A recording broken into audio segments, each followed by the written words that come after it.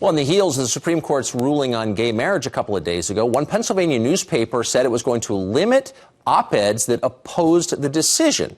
Here was the ruling, quote, "The Penn Live and Patriot News will no longer accept, nor will it print, op-eds and letters to the editor in opposition to same-sex marriage." This isn't hard. We wouldn't print racist, sexist, or anti-Semitic letters. To that, we add homophobic ones. Pretty simple. Well, the paper has since revised its policy. But does the policy limit free speech? Is it an insult to readers? Here to explain is Penn Live and Patriot News opinion editor John Misek, who wrote the original policy. John, thanks for joining us this morning. Tucker, good morning. Thanks for having me. So you made it pretty clear. You have contempt for people who disagree with your views. You consider them bigots, and you don't think that they ought to be able to express those views because they're illegitimate. That was clear.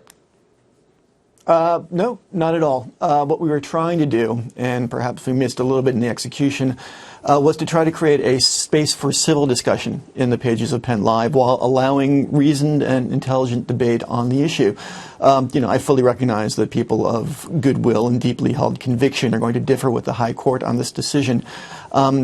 But our intent, I think, and we might have missed this initially, was really just to create a space for civil discussion. Civil discussion? Really? What's civil about describing people who disagree with you as bigots, comparing them to anti-Semites and racists? That's the opposite of civil.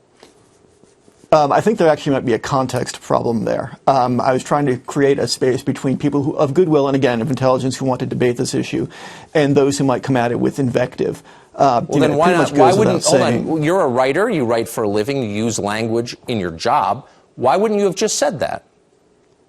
Actually, I did. The second half of what you're referring to was a tweet I had, on a discussion I had on Twitter later in the day on Friday. The first half of it was correct. That was the statement that originally ran on Penn Live. It's been moderated some since, and in fact, it's been moderated even further on our Sunday opinion page today. It's pretty obvious from what you've written that you agreed with the decision, you were excited about it, you believed it was an advancement for civil rights, and that people who disagree are by definition illegitimate. And you said this is settled law. I wonder if you took that same position when the Supreme Court handed down its Heller decision on the Second Amendment, enshrining the Second Amendment as an individual right. Did you at that point say anybody who disagrees with the Heller decision can't appear on my pages?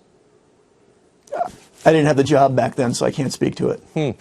I wonder, as you look at newspaper editorial pages and the declining readership of them, and it's declined pretty dramatically, people, when you ask them, why don't you read editorial pages, they say, well, because the people who run them are elitist, they don't have respect for me, they have contempt for me if they disagree. Haven't you given them evidence that that's true? I have a great many friends across the political spectrum who I talk to in the wake of writing this, whose opinions I respect. Again, there was an error in judgment, an error in phrasing in the way we initially phrased the policy. The policy of Penn Live, and I can say that right here for the record, we will accept any and all views on gay marriage and the High Court's decision. Again, we want to try to stay away from sort of invective, and we wouldn't have published that on Thursday any more than we would have published it on Friday. But, we are trying to create a space for discussion about this, recognizing that there will be disagreement.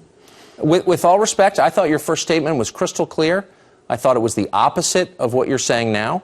I think it's really clear you have contempt for people who disagree and that you don't want to hear their voices. And so if you've sincerely changed your view in that, I congratulate you. But I thought it was very revealing. Unfortunately, we're out of time. We'll have to agree to disagree with my views. Thank you. Yeah, I find them abhorrent. John Misek, thanks for joining us. Appreciate it.